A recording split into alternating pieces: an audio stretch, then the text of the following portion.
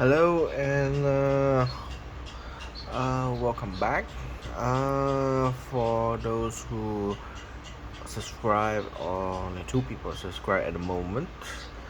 Today is 4th of February, Sunday. Again, I mostly do try every Sunday go out and to flea markets and dealers of banknotes and coins and other currencies, mingle with them, talking about what something new, or maybe I've been doing noodling. That's what I will always do. Noodle, sit there and find some unique banknotes, hidden gems, I would say that. I would like to do some correction from my last video. My last video about the one that I got for PMG, my very first grade personal banknote that's been sent it to grade at PMG. I want to make a correction from the last video I made on the 3rd. Is this one. Yeah, I did talk about it, why is not an EPQ and so forth, but I also forgot to mention there is a comment remark, minor repair. Yes, this note has been returned with a comment of minor repair. To me, this is a personal banknote. I don't see it as a bad one, but of course, if you are an investor, it might hamper your value to maximize your investment value, because anything we have a comment behind like minor stain, minor repair, or whatever, it would just like drops probably 10% of its actual value without any comment with this grade. So it's slightly lower in value, but I just know why is they have put a comment there, saying that it's minor repair, is because this area, oops, this one. Yeah, last video I said that is a damaged note. Apparently, if you go look closer in the microscope, I don't know whether you can see it here under the under a magnifying glass, or not even a microscope, a magnifying glass, having a look into it. It's been repaired. So something like that kind of detail. That's how the graders has been great. Have tried to grade it.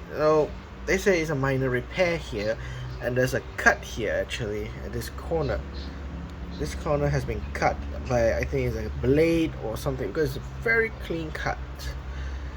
Irregardless to it, they have graded as minor repair, so it will hamper slightly on its value, and this is one of the reasons why it did not achieve EPQ, because EPQ, the note has to be original, there's no comment on it, there's no repair or whatsoever, there's no stain or whatsoever to achieve EPQ.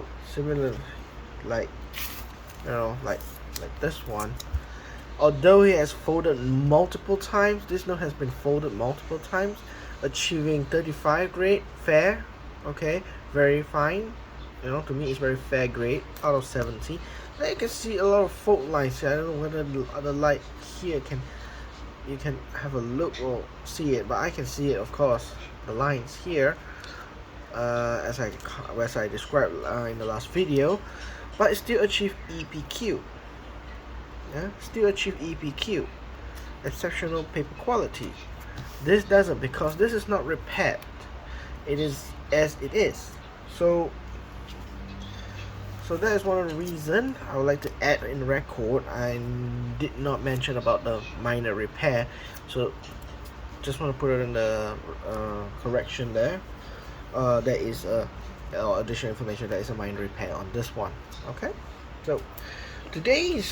so after that, today's activity is just to really very short. Hopefully I can be completed within less than 20 minutes. This video will be short and sweet. I did go and explore back. Actually, after last week, I went and searched for silver dollar certificate, US silver dollar certificate. Of course, they only have $1, the blue seal. I went back and see all the series they had, and apparently, sadly, they only have the ones that I already got, which is quite common and they're very cheap. The only one that I got a gems were based on my last video, 2 videos back. Last week I got the note that is a white margin. So that is the only note I seen in his collection, on his table when I'm noodling. I was very lucky that last week I bought it. It's already a gem banknote in a good condition, nearly about uncirculated choice, I would say, uncirculated banknote. And there's no fold. It's clean, not repaired, still sharp in color, yet it is hidden as a white margin. It has all the it fulfills based on the books, on the catalogs, what is defined as white margin. So I was fortunate to get that one for a price that he's selling. Everything is the same price at 50 ringgit. That's probably about $12, roughly around $12 to $13. So I was pretty much lucky to get it, because eventually if I graded it and so forth, it could probably be more than $100 in its value. So I was pretty lucky. So let me go through the first note. Today I actually went there and noodled. I try not to buy things that I don't want, but eventually I saw something that I couldn't resist and I bought it. So today I actually bought new collection in for 4 types, four banknotes. I bought it.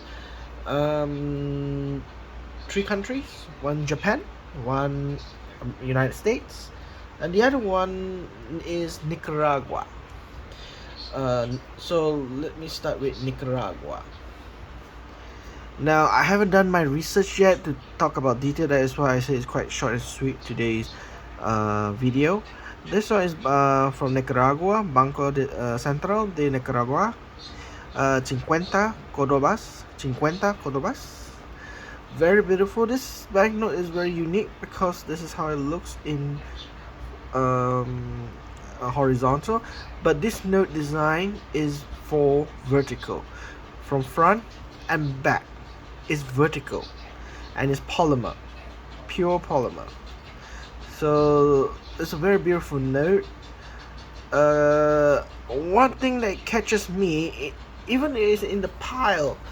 This is only about, what, to me, 1, 2, 3, it's about $2.50.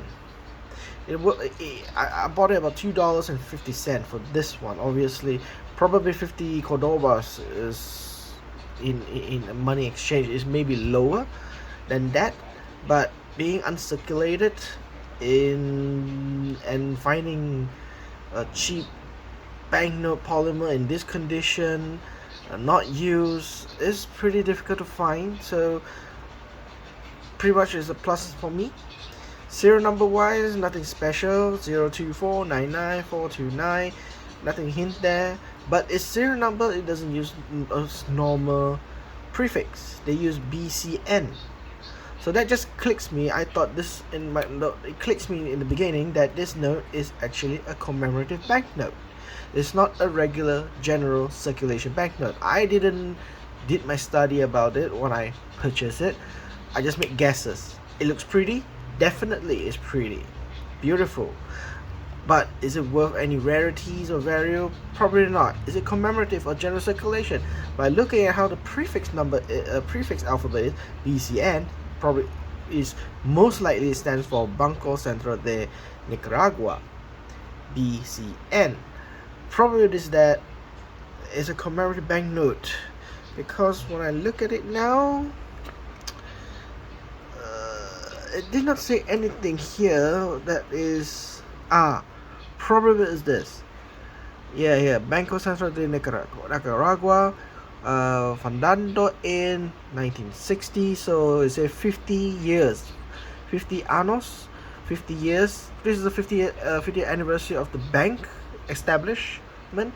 The bank was established in 1960. So this banknote is issued in 2000. plus 50 years is 2010. So it's pretty much not a new note. It was probably printed in 2010 for commemorative. So today is 2024. It has passed quite 14 years. And yet in such a great condition, I would say. It's not folded and all. It's still uncirculated. I don't know whether it's a gem uncirculated or is about uncirculated, but definitely it's uncirculated. It's beautiful. It's sharp. There's no crease. Normally polymer, once you fold once, the crease is there forever, and you can see it because there will be a crack line. But this one, I see there is none whatsoever in this. So it was pretty lucky. That's why I make a decision to buy this one. This is about $2 US. Okay, another one that I bought just because I realized I don't have the color. It's still the same country, Nicaragua. It's still the same country. It's Nicaragua.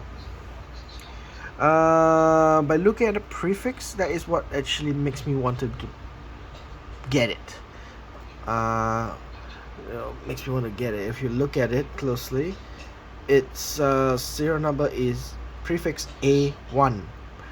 I don't know whether Nicaragua uses A1 means first prefix, but it should be first prefix. In most countries, especially in the Commonwealth countries, who uses A-1 or AA or 11 or 1A or A1, anything something like this, considered as a first prefix. So, and the number is pretty much fun. 18881155. I could say like 1888 1155. So the number is quite double, triple, double, double, triple, 8. So, and the banknote, to me, actually among all the polymer design banknotes I have seen and collect, this one is my first time I encounter is the most plain, simple banknote. The only security purpose of this banknote would be carrying it is polymer. And probably at Nicaragua, when they released the first polymer banknote, nobody able to copy it or counterfeit it because of the material. Once the counterfeiters are achieved to obtain such material and counterfeit it, then the design will need to upgrade it. Probably this is earlier and this is later one, and that's why the design was much more complex. As you can see, it's much more complex. This one, the 10 Cordobas or 10 Cordobas, is very, very simple. There's not much. Microprint, sure. A seal, sure. But the design, anything outstanding, is quite plain. There's no motif, there's no further design here. It's all plain color, just very bland, and it catches my eye to get it. And also, it just costs $2 to get this one. So I'm quite lucky to get this one. So that's about that for Nicaragua. The next one I'm just going to go through is United States of America. What's so special about this? I was not, it's quite rundown mill of a note. It's very circulated. Probably is fine to very fine, I would say. A multiple fold like this definitely is not extremely fine because it's so worn off. It's quite worn off banknote. It's a $1. What I particularly trying to get is 1969. I have 1969 A series. I have 1969 C series. Sorry, and also 1969 B series. If I'm not mistaken, I need to go check back my albums and my collection, my catalogs. What are there? But I do know 1969 is where the change of the seals language. Prior to 1969, the seals were written in Latin, and after 1969 onwards until today, they use in English. So as you can see, it's written here clearly in English. the Department of the Treasury, 1789. Before that, it was using Latin. So even notes before 1969 all uses Latin. So this is the significant point I like on 1969 series. It's just that there's a historical event that they change certain design of the banknote. Although generally it looks the same, but the major changes is the seal. L as usual is LA. This is L number 12. It's in California, San Francisco. 19141794. To me, it makes no difference. So that's quite a dodgy serial number. No, there's nothing fancy about that. So yeah, this note is just, I don't know whether it's a Mio note, but probably it's not. It's just a regular note. I'll just say it's a regular note. But yeah, in such a condition, I got it for about 1, 2, 3, 4. So 1, 2, 3, 4, probably around $3. So for $1 face value, I pay for an extra $2 just to get this note. So it's $3. And the last note, which is still my endeavors to find, is Japan banknote. This one is the older one series. I think, if I'm not mistaken, the E series or the D series. This is much older type of banknote. This one is still use Oki at the bank, the engraving. They still use the printer and engravers. They still use the old word, the Oki. The newer ones, like today, the current one they're using is Koku National. This is the great or big engraver bank, whatever it is in English.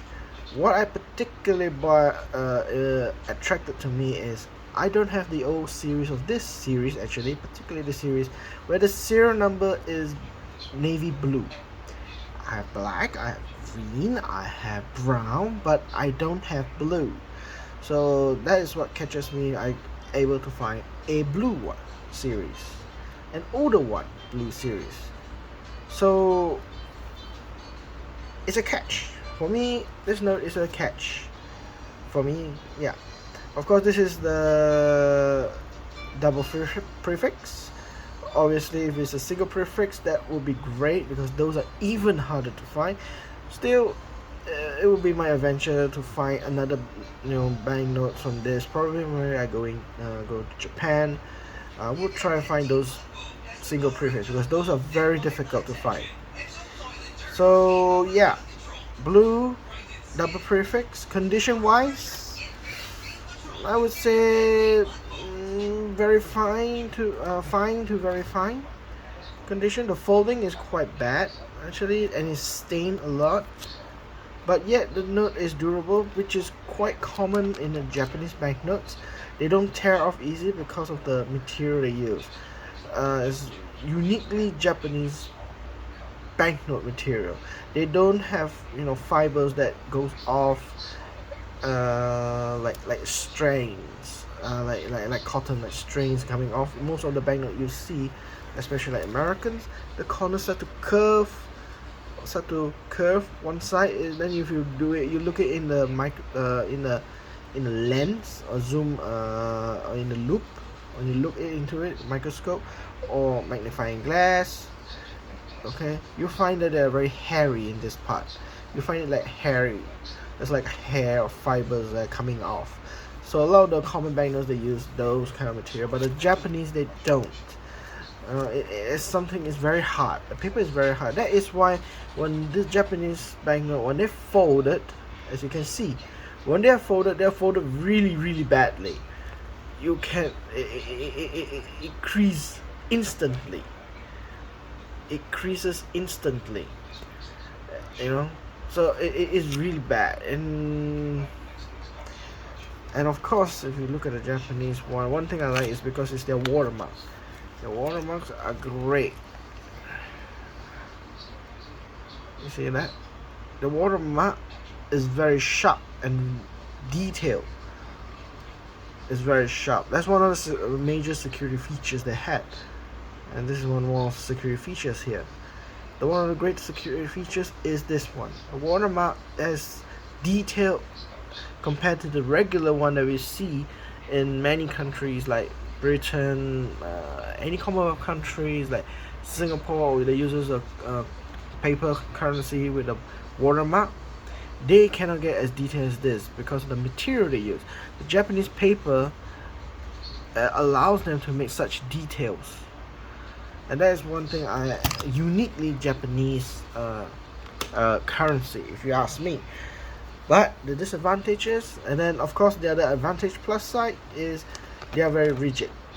They're very rigid and are not prone to disintegrate unless you force, by tearing it. Sure, it tears, but it will not self-destruct, I would say, due to tear and wear. Okay, it will still remain firm, it still remains solid. The inks won't wear off very quickly unless you intentionally make it happen. It can be removed. But all in all, it's quite lucky for me. This is my first blue double prefix in D series. Yeah, it's a D series. Okay, and what it cost me? About $10. Yeah, this is a bit more bunk. The rest is quite cheap, about $3, $2, $2.50, $3, $2.50 for the Nicaraguas. But this one, yeah, it's probably around this is in 38 ringgit, so probably it costs around $8. It's much more expensive than the rest because it's 1,000 yen. It's not 100 yen. It's 1,000 yen. Imagine it is the purchasing power. 1,000 yen is equivalent to $10 in America. Of course, due to the currency, Japan's currency is now weakened. We see it is now probably 1,000 yen is equivalent to $8 or $7.50. Things are cheaper actually. Things are becoming more cheaper especially if you are tourists traveling to Japan. So that's all for today. I bought. Oh, other than that, I want to show another 3 more notes that I probably should tell. Is nothing special about it. Is that when I do transactions with the cashiers or anything, buying food or buying clothes using cash with the cashiers, like regular shoppings, I sometimes tend to get my currency exchange, and I always look at their serial number. So these 3 notes, they're quite beat up compared to this one. This is just quite a number of folds, but it's better condition than these 2. One thing special about this 2 is because it's this prefix. It's the first prefix, AA. Probably may cost just still the same as the face value at the moment, but I'm just gonna keep this. In the future, one is time to give to people who loves collecting banknotes. Probably my cousins or my niece or my nephew in the future. Probably somewhere in the future.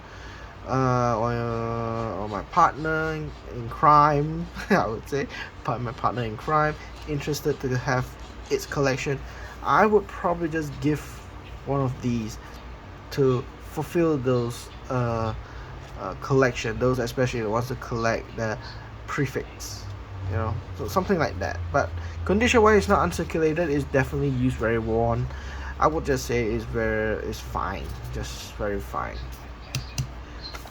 This one is just a regular banknote, but it's still better condition than this 2. 1 ringgit. This one just have major folds, 2 major folds here. As you can see under the line, there's probably 1 fold here. There you are. 1 fold here, 1 more fold here. So it's 2 folds. But the corner on the side, everything else is still very good. Better condition. Probably this is I would say extremely fine, or below. Very fine to very fine to extremely extremely fine. What's so unique about this note? It just catches my eye is just because of the serial number 99333311. It's just a random number thingy here. I just collect them just for fun. But anyway, if you disregard this one, it's still considered as regular face value 1 ringgit. In the sense of dollar, it's just or 40 cent. Probably in the sense of US dollar, it's just worth 47 cents. Yeah, 47 cents. Not even a half dollar yet. So that's all for today. And knowing that next week is the lunar New Year or Chinese New Year, as I would say. There would be a busy week for some rituals, some celebrations with family. So I want to take this opportunity to tell everyone, especially those who celebrating this wonderful New Year. I wish a happy New Year. May you have great prosperity and health. And I would like to say, most importantly, those who are going back to hometown and villages, stay safe, drive safe, travel safe, and hope you reach back to your hometown on time for the CNY Eve on Friday evening. Till then, I would like to say thank you for all who watched my archives of my collections, input of new banknotes and all that. I would like to thank all who watches it. I noticed that a lot of the viewers that I have, nearly 50%, half of it, were from India. What the odds are from India are watching it. So I would like to wish them thank you very much for viewing my shows. If you have comments, please put a like if you like it. But anyway, I don't really want it to be my objectives are very clear, and I will say every time, this is for my personal records, for my future self, of what banknotes I have collected or purchased on that day itself, which is a great medium using YouTube as a place to keep my documentation, video documentation and all that. And also a good point as plus side to be able to share all my collections, what I have, to the public. Sharing is caring, as I would say. Share certain banknotes that people are interested to know about or haven't seen it in YouTube or anything. So some banknotes, many people might have it, may not have it, might not have it. So it's a way of giving communication and information to people. So alright then, thank you very much, and I would like to say thank you and happy Chinese New Year for those who are celebrating. Until next time, peace out.